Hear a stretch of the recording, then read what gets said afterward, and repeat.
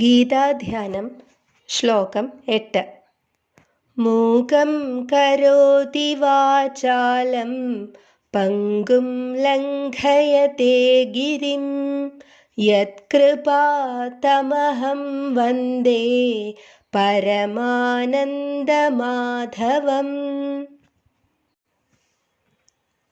ആരുടെ കൃപയാലാണോ മൂകൻ വാഗ്മിയാകുന്നത്, മുടന്തന് മല കയറുവാൻ സാധിക്കുന്നത്, പരമാനന്ദ സ്വരൂപമാകുന്ന ആ മാധവനെ ഞാൻ നമിക്കുന്നു.